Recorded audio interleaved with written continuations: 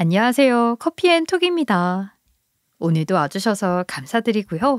바로 사연 읽어보겠습니다. 안녕하세요.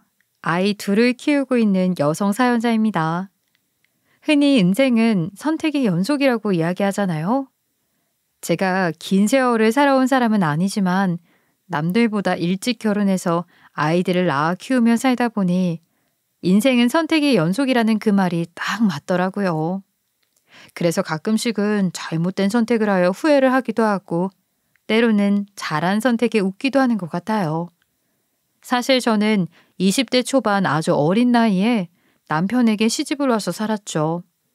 친정 사정이 좋지 않아 부모님께서는 제가 일찍 시집 가기를 원하셨고 저는 성인이 되자마자 거의 곧바로 선을 봐서 결혼을 하게 되었어요. 지금 시대에 일찍 결혼하라고 했으면 싫다고 난리가 났을 텐데 제가 젊었을 때만 해도 대부분 부모님의 권유로 선을 봐서 일찍 결혼을 했기 때문에 저도 그러려니 하고 받아들였던 것 같아요. 남편은 순한 사람이었고 공장에서 꾸준히 근무를 하고 있었기에 먹고 사는 문제는 전혀 없었어요. 다만 문제가 있다고 한다면 저희 두 사람은 집을 따로 구할 만큼의 여력이 없었고 양가 부모님의 도움을 받을 수가 없는 입장이라 반강제적으로 시댁살이를 해야 했다는 거예요. 그런데 문제는 시어머니가 편찮으시고 남편은 4남매 중 둘째이자 장남이라는 것이었죠.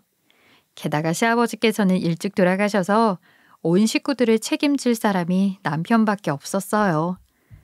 그래서 저는 결혼을 하고 난 이후부터 시어머니 간병은 물론이고 시댁에서 하던 농사일까지 도맡아 해야 했죠. 게다가 서방님과 막내 시누이를 거의 키우다시피 하고 남편 위로 6살이나 차이 나는 첫째 시누이 수발을 들으며 살았어요. 그런데 더 큰 문제는 남편 놈이었죠. 남자는 시간이 지날수록 변해간다고 하더니 그 말이 딱 맞더라고요. 저에게 못된 짓을 하는 것은 아니었지만 어느 순간부터 시댁 식구들이 우선시 되었거든요. 저도 사람인지라 제 편 하나 없는 집에서 외로이 버티며 사는 게 너무 힘들었어요. 그래서 저는 왜 일찍 결혼을 했을까 하는 후회와 함께 이혼 생각이 저절로 들더군요. 사실 그때 저는 이미 지칠 대로 지쳐서 하루라도 빨리 도장을 찍고 남편과 갈라서고 싶었어요. 그러나 상황상 제가 원한다고 해서 이혼을 쉽게 할 수는 없었죠. 지금이야 이혼이야 새 출발로 받아들여지고 있지만 예전에는 흠이었거든요. 그러니 이혼을 한다고 해도 친정 부모님은 저를 어떻게든 시댁으로 다시 돌려보내려고 했을 거예요. 이뿐만 아니라 더 큰 문제가 따로 있었어요. 제가 참다 못해 이혼을 하겠다고 통보를 한 적이 있는데 시어머니와 남편이 자식들 양육권도 포기하고 가라는 식으로 나왔거든요. 뭐라고? 이혼? 정태야, 얘 뭐라고 하는 거니? 지금 이혼하겠다고 하는 거 맞아? 네, 어머니, 저희 두 사람 이혼하겠습니다. 농사일에 간병에 식구들 수발까지 다 들면서 살았는데 매번 저를 가족이 아니라 식모 취급하시잖아요. 이만하면 할 만큼 했다고 생각합니다. 당신 이게 무슨 말도 안 되는 헛소리야? 적당히 하고 나랑 따로 얘기해. 너 지금 대낮부터 술이라도 마신 거냐?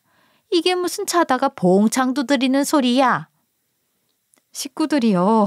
조금이라도 가족처럼 대해줬다면 저도 이렇게까지 이혼 소리 안 했겠죠. 제 자식들이 있는데 설마 쉽게 갈라서려고 생각했겠어요? 그래, 너 말 참 잘했다. 내 핏줄 남에게 못 빼앗기니? 정태랑 이혼하려거든 네 자식들 여기 놓고 가라.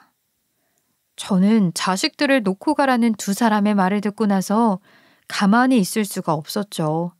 결국 소송까지 생각하게 되었는데 따로 알아보니까 직업과 소득이 없는 제가 아이들 양육권을 받아올 확률은 극히 낮다고 하는 거예요. 그 이야기를 듣고 나서 저는 정말 절망적이었어요.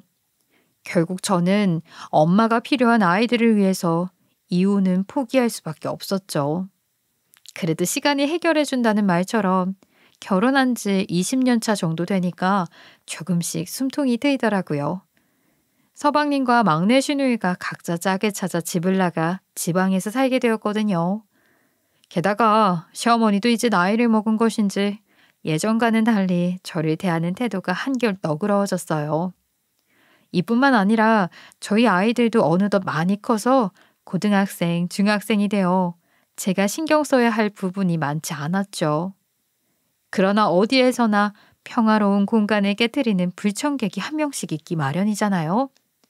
저희 집안의 가장 큰 불청객은 바로 첫째 시누이였어요. 나이가 많은데도 불구하고 동생들이 다 결혼할 동안 혼자 노처녀로 집에 붙어 있었거든요. 사실 저는 처음에 첫째 시누이가 결혼할 생각이 없는 줄 알았어요. 그러나 식구들과 하는 이야기를 들어보면 결혼 생각이 아예 없는 것은 또 아닌 것 같더라고요. 사실 시어머니께서는 나이 먹고 노처녀로 집에 붙어 있는 첫째 시누이를 보면서 많이 답답하셨는지 매번 잔소리를 하셨어요. 정미야, 너 언제까지 집에 붙어 살 거야? 빨리 적당한 남자 골라서 시집가야지. 아, 우리 엄마 또 왜 이러실까? 내가 가기 싫어서 이러는 거 아니잖아. 너 하고 있는 꼬락서니 보면 한숨부터 나온다. 제대로 버는 것도 없는 주제에 이것저것 따지지 말고 적당한 남자 골라서 가. 아이, 엄마, 남자가 있어야 시집도 가지. 나는 돈 많고 능력 있는 남자랑 결혼할 거니까 조금만 기다리셔. 첫째 시누이는 시어머니가 결혼 재촉을 하시면 항상 저런 식으로 요리조리 빠져나갔죠. 그래서인지 시어머니께서는 매일같이 첫째 시누이를 보면서 한숨을 쉬셨어요. 사실 이때까지만 해도 저는 첫째 시누이가 시어머니의 잔소리를 피하려고 일부러 돈 많고 능력 있는 남자에게 시집을 가겠다는 말을 하는 줄 알았죠. 그래서 겉으로는 티를 내지 않더라도 속으로는 저러다가 평생 시댁에 붙어 사는 거 아니야? 하는 불안감이 있었던 것 같아요. 그런데 나중에 보니까 첫째 시누이는 정말 돈 많고 능력 있는 남자에게 시집 갈 생각을 하고 있었던 것 같아요. 사실 일이 생기기 전 어릴 때 저는 같은 동네에서 자란 아는 오빠가 저희 동네 주변에서 미팅이 있었다며 잠시 시댁에 들러 인사를 한 적이 있었어요. 그냥 서울로 돌아갈 수도 있었지만 제 얼굴을 본 지 한참 된 것 같다며 소고기와 과일 세트 등 이것저것 구매해서 가지고 왔었죠. 그런데 하필이면 그때 첫째 시누이가 집에 붙어 있는 상황이었고 아는 오빠가 찾아오자 잽싸게 제 옆에 앉더니 명함을 받더라고요. 그리고 그때 아는 오빠가 중소기업 대표로 있었다는 것을 확인하게 된 거예요. 그 순간부터 첫째 시누이는 아는 오빠가 돌아가기 전까지 온갖 알랑방구는 다 끼어댔어요. 그리고 아는 오빠가 집으로 돌아가자마자 저에게 꼬치꼬치 깨묻더니 소개팅을 해달라며 욕을 하기 시작했죠. 아, 옳게 아까 집에 찾아온 사람이랑 친해? 집까지 찾아와서 인사할 정도면 오래 알고 지낸 사이 같던데. 어릴 적에 같은 동네에서 남매처럼 지내던 사람이에요. 그런데 왜요? 아까 그 사람 명함 보니까 중소기업 대표던데? 그러면 돈 많겠다. 그치? 뭐 경제적으로는 넉넉한 편이기는 해요. 아까 그 사람 결혼은 했어? 안 했으면 여자친구는 있대? 결혼 안 했고 일하느라 바빠서 여자친구 사귈 시간이 없다고 했어요. 애초에 여자친구 만날 생각이 없는 사람이니까. 형님, 괜히 관심 두지 않는 게 좋을 것 같네요. 아유, 그러지 말고. 그 사람도 평생 혼자 살 생각은 없을 거 아니야. 옳게 그러지 말고 나 소개팅 좀 해주라. 첫째 시누이가 자꾸 이것저것 캐물으며 관심을 가지길래 저는 설마 하는 생각을 했었어요. 하지만 설마가 사람 잡는다는 말이 있죠. 역시나 첫째 시누이는 아는 오빠가 중소기업 대표라는 것을 알고 나서 관심을 가지기 시작했고 어떻게든 소개를 받으려고 안간힘을 쓰더군요. 처음에는 저도 괜히 첫째 시누이에게 큰 소리를 내며 다투기 싫어서 거리도 멀고 일이 바빠서 연애할 생각이 없는 사람이라며 좋게 정리하려고 했어요. 그러나 첫째 시누이는 포기할 생각이 전혀 없어 보였죠. 아는 오빠가 다녀간 이후로 일주일 내내 저를 졸졸 쫓아다니면서 자꾸만 선물 공세를 해댔어요. 한 번은 첫째 시누이가 밖에 나갔다 오더니 화장품 세트를 사가지고 와서 저에게 내밀더라고요. 형님, 이게 뭐예요? 갑자기 화장품 세트를 왜 주세요? 옳게. 지난번에 보니까 크림 다 떨어진 것 같아서 내가 화장품 가게 간 김에 사왔지? 이거 올케가 쓰는 브랜드 제품 맞지? 네, 맞아요. 그런데 형님이 웬일로 화장품 선물을 하세요? 어머, 올케, 말 참 서운하게 하네. 누가 보면 내가 선물 한 번 안 한 사람 같잖아. 첫째 시누이는 제 앞에서 엄청 서운하다는 티를 냈어요. 그래서 저는 서운하라고 드린 말이 아니라면서 고맙다고 한 후 넘어가려고 했죠. 그런데 첫째 시누이는 고맙다는 저의 이야기를 듣자마자 은근슬쩍 또 아는 오빠 이야기를 꺼내기 시작했어요. 지난번에 아는 오빠가 찾아왔을 때 한 번 보고 본인 마음에 쏙 들었는지 얼굴이 계속 생각난다고 했죠. 그러면서 더도 말고 덜도 말고 딱 한 번만 자리를 마련해 달라고 했어요. 첫째 시누이의 이야기에 저로서는 너무 난감하더라고요. 아무리 제 선에서 거절을 하려고 해도 첫째 시누이는 들은 척도 하지 않은 채 무조건 소개를 받아야겠다는 목적을 가지고 덤비는데 자꾸 한숨만 나왔죠. 저도 양심이라는 게 있지. 어떻게 집에서 백수처럼 놀고 먹는 첫째 시누이를 아는 오빠에게 들이밀겠어요. 그래서 저는 그날도 첫째 시누이에게 거절을 할 수밖에 없었어요. 형님 설마 요즘 저한테 자꾸 선물 공세하는 게 소개팅 때문이에요? 아유, 뭐 그런 것도 있고 겸사겸사 사온 거지. 형님이 아무리 이렇게 선물 공세하셔도 저는 영민 오빠랑 소개팅 못 해드려요. 애초에 오빠가 연애 생각이 없다는데 어떻게 소개팅 제안을 하겠어요? 올케 진짜 웃긴다. 화장품에 유산균까지 선물은 다 받아 챙기고 소개팅은 못 해주겠다는 거잖아. 우리가 가족으로 지낸 세월이 몇 년인데? 진짜 실망이다. 형님이 저한테 선물 주신 게 억울하시면 손도 안 댔으니까 그대로 돌려드릴게요. 가지고 가세요. 하지만 소개팅은 못 해드리니까 그렇게 알고 계세요.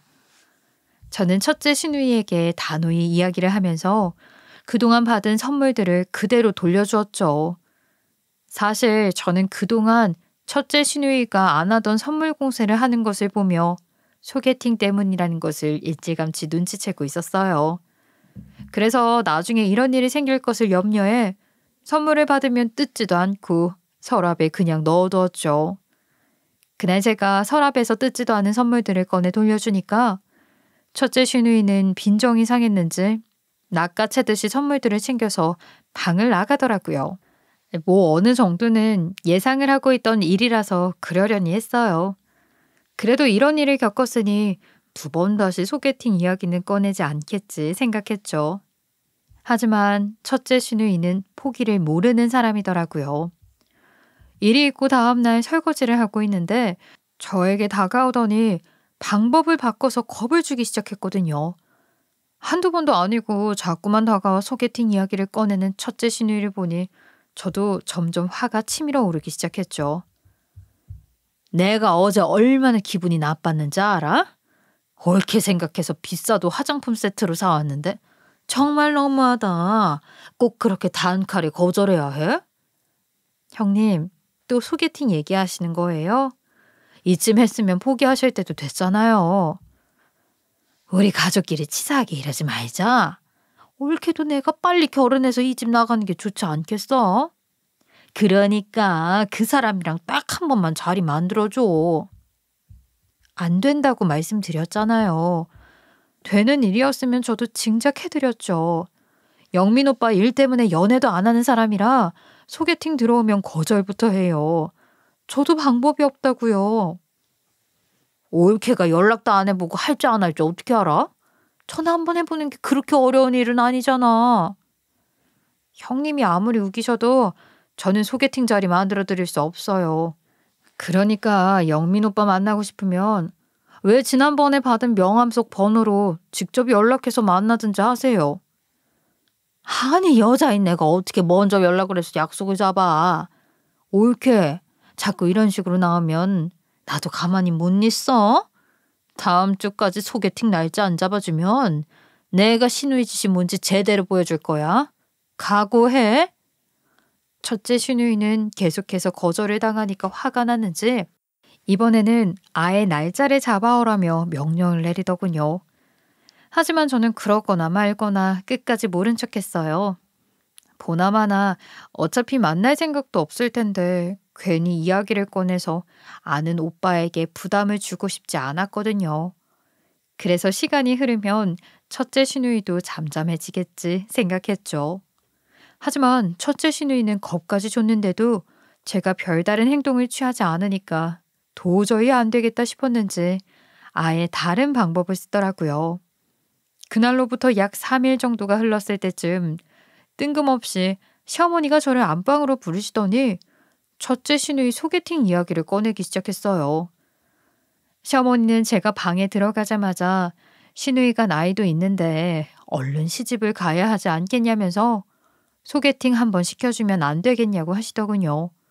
그러면서 동생들도 다 시집장가 가 있으니까 첫째 시누이가 많이 창피해하는 것 같다고 아는 오빠에게 이야기라도 한번 해달라고 하셨죠.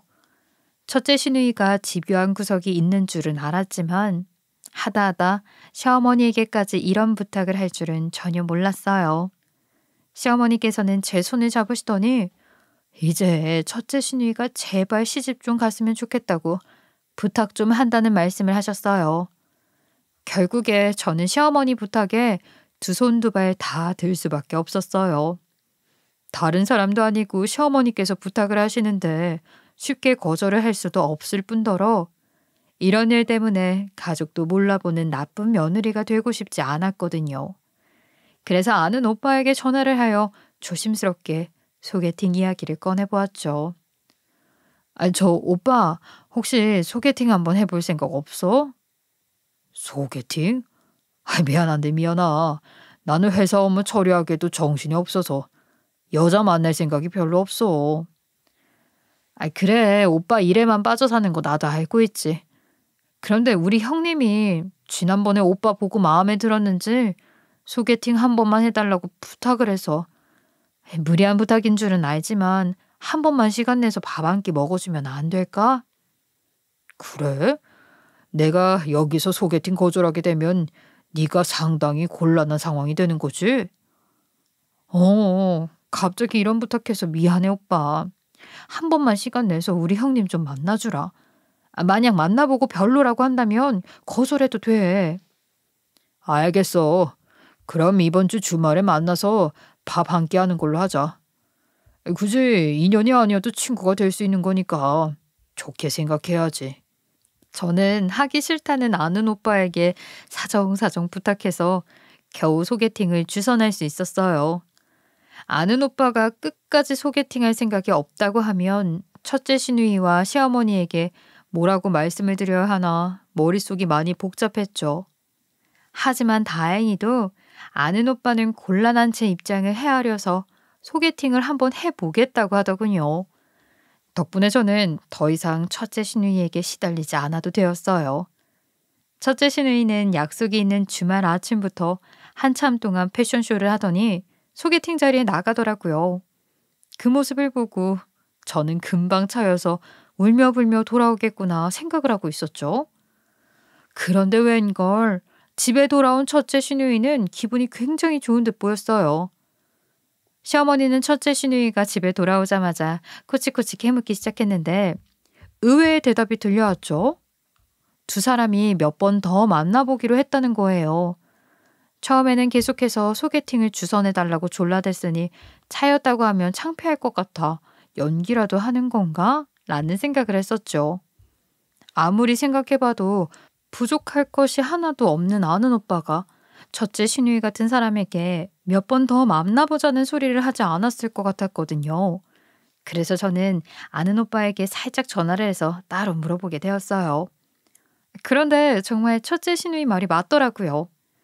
아는 오빠는 본인보다 나이가 2살 많기는 해도 밝은 성격이 나쁘지 않았다면서 몇 번 정도 더 만나볼 생각이라고 했죠. 예상치 못한 결과에 조금은 놀랐지만 연애 문제는 당사자들의 몫이니 알아서 하겠지 하며 신경을 쓰지 않았던 것 같아요. 그렇게 첫째 시누이는 아는 오빠와 본격적으로 연애를 시작하게 되었죠. 그러나 생각했던 것처럼 두 사람은 결혼까지 가지는 못했어요. 그렇게 두 사람이 소개팅을 한 지 약 3개월 정도가 지났을 때쯤이었죠. 어느 날 첫째 시누이는 술이 잔뜩 취한 채 울며 불며 집에 들어왔어요. 처음에는 연인 사이에 싸우기라도 한 건가 했었는데 첫째 시누이가 술주정하는 것을 자세히 들어보니까 두 사람은 아예 헤어진 것 같더라고요. 만난 지 3개월밖에 안 됐는데 왜 헤어졌나 궁금했지만 그래도 이별을 겪은 두 사람에게 대놓고 물어보는 건 예의가 아닌 것 같아서 그런가 보다 하고 말았죠. 그런데 문제는 이때부터 시작되었어요.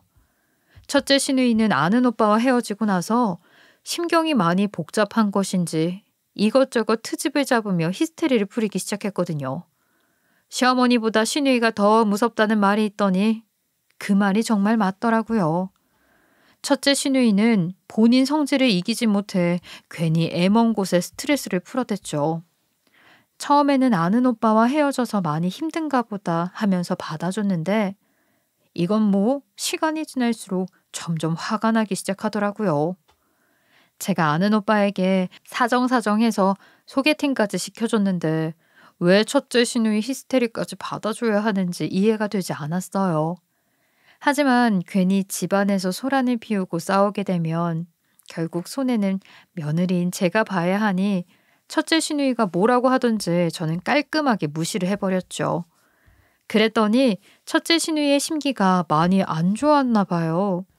한동안 제 옆을 졸졸 쫓아다니면서 자꾸 시비를 걸고 다니더니 시어머니 생신날에는 아주 신이 나서 고삐 풀린 망아지처럼 날뛰더라고요.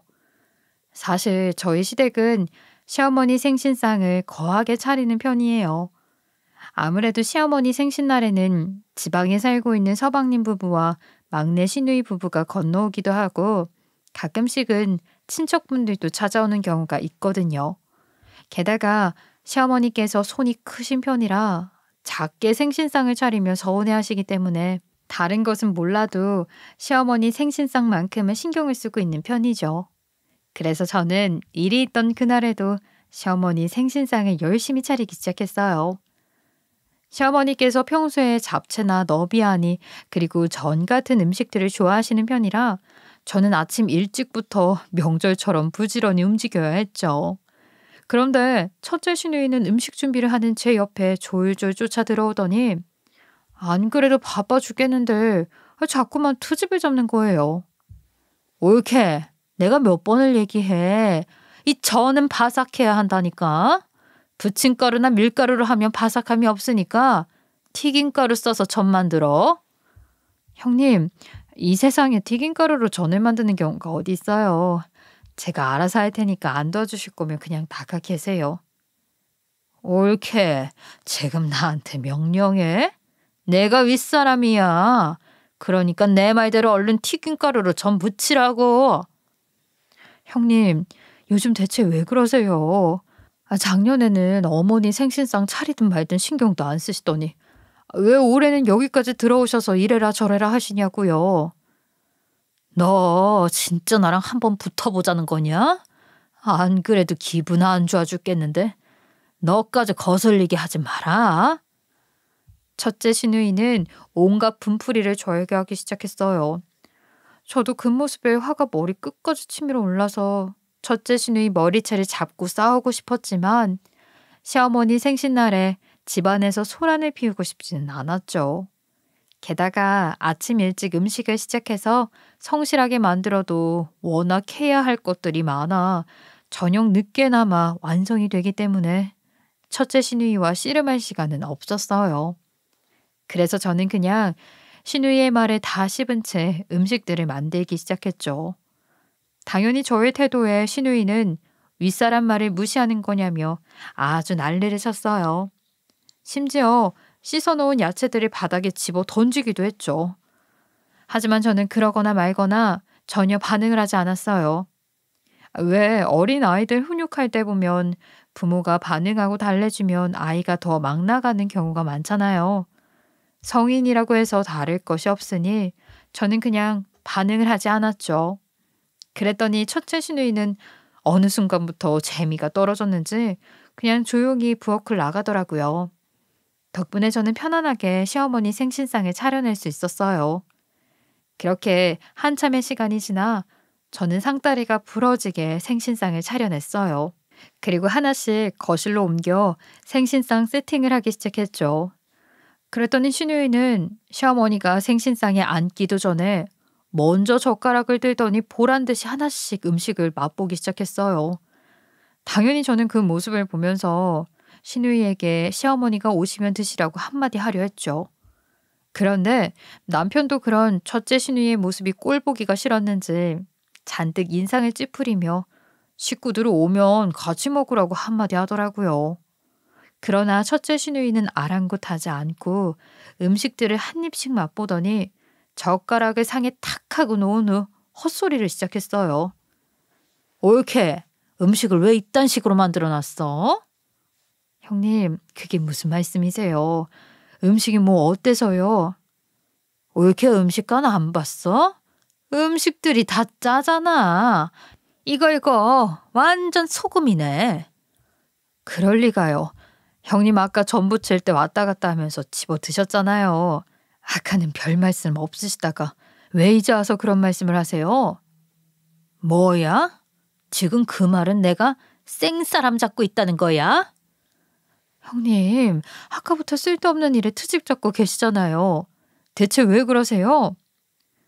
얘가 아주 멀쩡한 사람 이상한 사람으로 만드네. 내가 방금 음식들을 다 맛보고 얘기하는 건데 너 지금 무슨 헛소리야? 대체 이딴 쓰레기 음식들을 누가 먹으라고 해놨냐? 다시 만들어. 저는 첫째 시누이의 말에 어이가 없어서 헛웃음을 날리기 시작했죠. 그러자 첫째 시누이는 상에 있던 음식들을 하나씩 가지고 부엌으로 들어가더니 멀쩡한 음식들을 개수대에 버리기 시작하는 거예요. 한창 음식을 만들 때는 손 하나 까딱하지 않고 쓸데없는 트집만 잡으며 잘만 집어먹던 사람이 이제 와서 음식들이 짜다며 개수대에 버리기 시작하니까 저도 눈이 돌아갈 수밖에 없었죠. 그래서 첫째 시누이를 붙잡고 지금 이게 무슨 짓이냐고 소리를 고래고래 질러댔어요. 하지만 첫째 시누이는 멈출 생각이 전혀 없어 보였죠.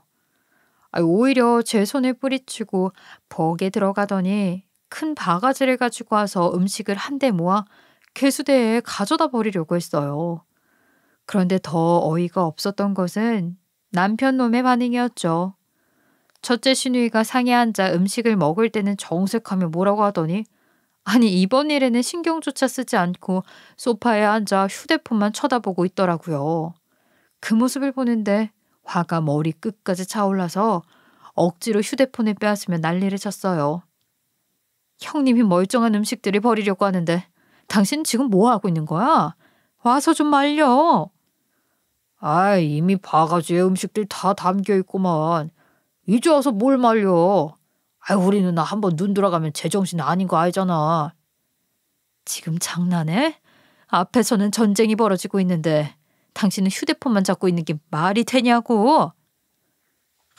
이미 일은 벌어졌는데 어쩌냐. 그나저나 늦기 전에 다시 만들어야겠다. 그래도 다른 식구들 도착하기 전이라 다행이다. 그치? 아니 남편 놈은 상황 파악을 하지 못한 채 해맑게 이야기를 하더라고요. 저는 남일 보듯이 하는 남편 놈 때문에 더 어이가 없었어요. 그래서 지금 뭐 하고 있는 거냐고 남일이냐며 소리를 질러댔어요.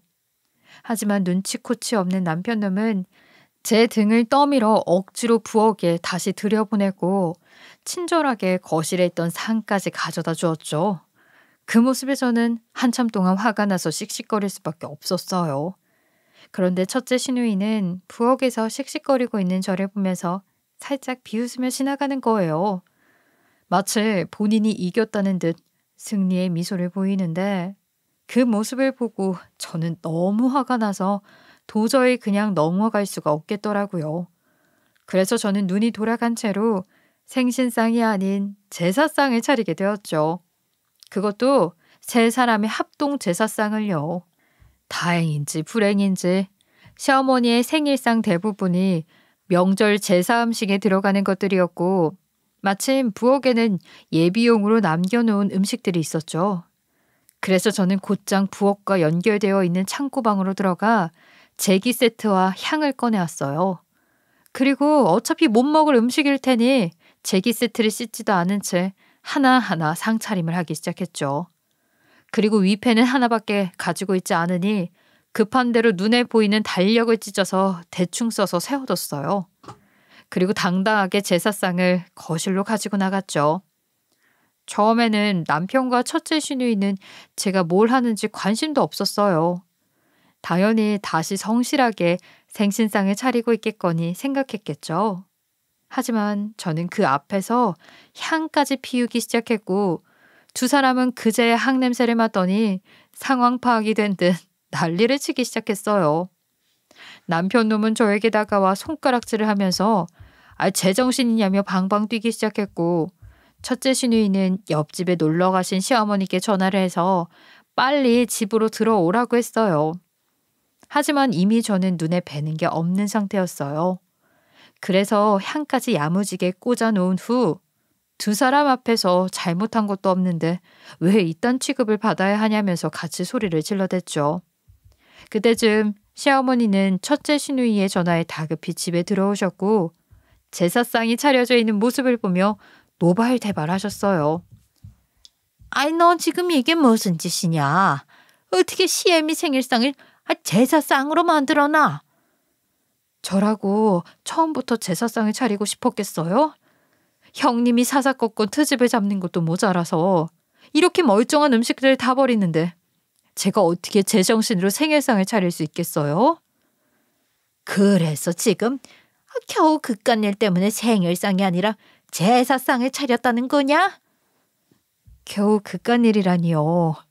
저 아침부터 음식 만들기 시작해서 저녁 시간 되어서야 생일상 다 차렸어요. 도와주는 사람은 하나도 없고 형님은 와서 시비나 걸고 앉아있는 데다가 남편 놈은 멀쩡한 음식들 다 버려지는데 휴대폰이나 보고 앉아있었다고요.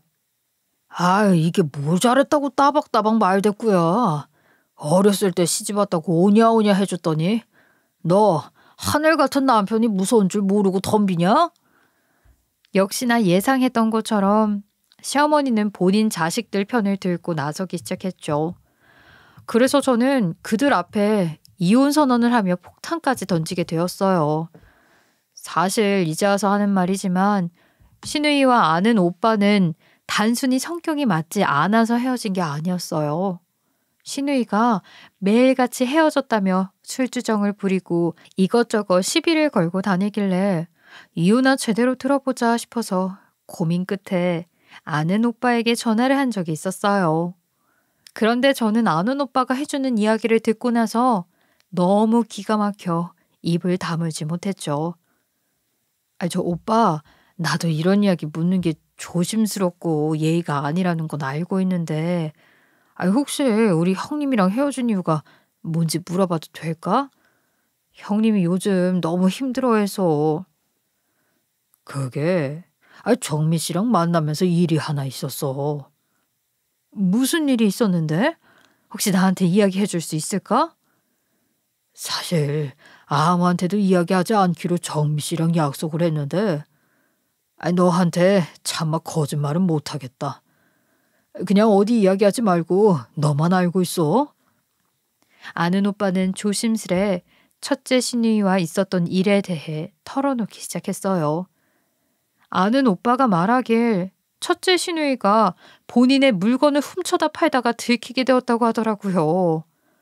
이게 어떻게 된 건가 했는데 워낙 평소 씀씀이가 크다 보니 첫째 시누이에게 사채빚이 있었던 것 같았죠. 그런데 돈을 갚을 때가 되니 빚쟁이들이 자꾸 쫓아오고 괴롭히니까 첫째 시누이는 마음이 급해졌나 봐요. 발등에 불이 떨어지자 아는 오빠가 출근한 사이 집에 몰래 들어가서 비싼 물건들을 훔쳐나왔고 중고로 팔기 위해 시도를 했던 것이었죠.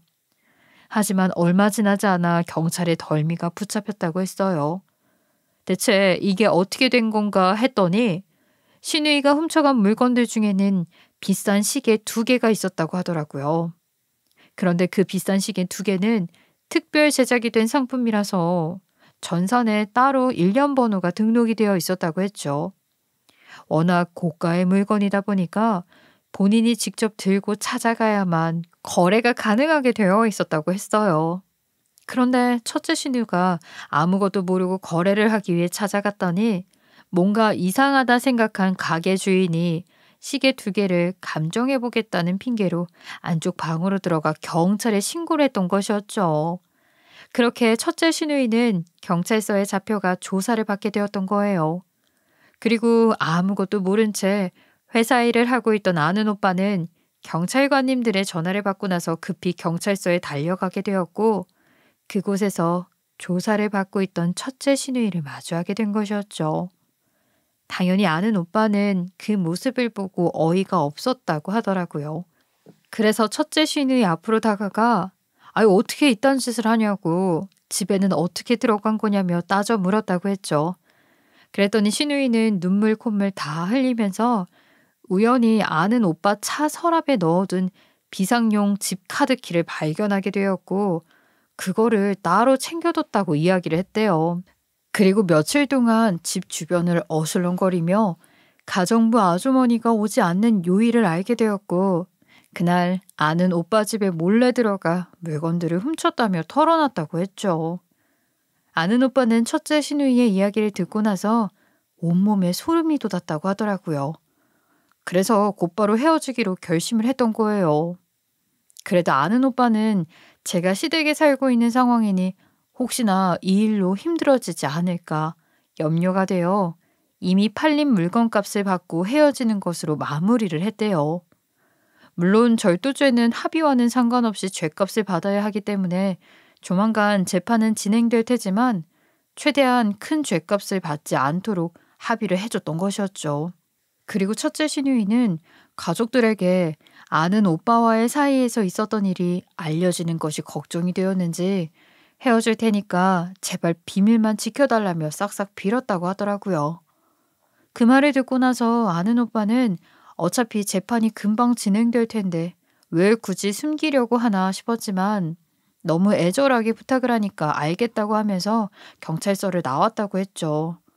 그런데 며칠 뒤 제가 전화를 해서 꼬치꼬치 캐물으니까 아는 오빠는 결국 알고만 있으라며 털어놨던 것이었어요. 사실 저는 아는 오빠에게 모든 이야기를 듣고 식구들에게 알릴까 말까 고민을 했지만 첫째 신우이가 싹싹 빌며 부탁을 했다고 하니 모르는 척 가만히 지켜보고 있었어요.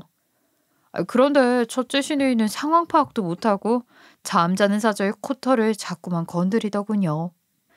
그래서 저는 어차피 이혼을 마음을 먹은 마당에 숨겨줄 필요가 없다고 판단하여 식구들 앞에서 폭탄을 던지게 된 것이었죠. 어차피 첫째 신우이가 사채업자들에게 빚을 갚지 않는 이상 며칠 내로 터질 일이었고 빚쟁이들이 쫓아오지 않더라도 금방 재판 관련 서류가 우편으로 올 테니 식구들에게 알려지는 것은 시간 문제였거든요. 그래서 저는 미련 없이 첫째 신우이의 비밀을 밝히게 되었던 것이었어요. 그게 지금 무슨... 아니 이 말은 우리 정미가 빚쟁이한테 쫓기는 것도 모자라 조만간 죄인이 될 수 있다는 말이냐? 어머니, 죄인이 될 수 있는 게 아니라 이미 절도범으로 재판을 받는 거예요. 형사사건이니 당연히 재판 기록도 남겠죠. 누나, 이 사람이 하는 말이 진짜야? 정말 사채 빚을 진 것도 모자라서 그딴 짓을 했어? 대체 빚을 얼마나 줬길래 남의 물건에 손을 대? 그게 빚이 2억 조금 넘게 있어. 엄마, 죄송해요. 제가 죽을 죄를 졌어요.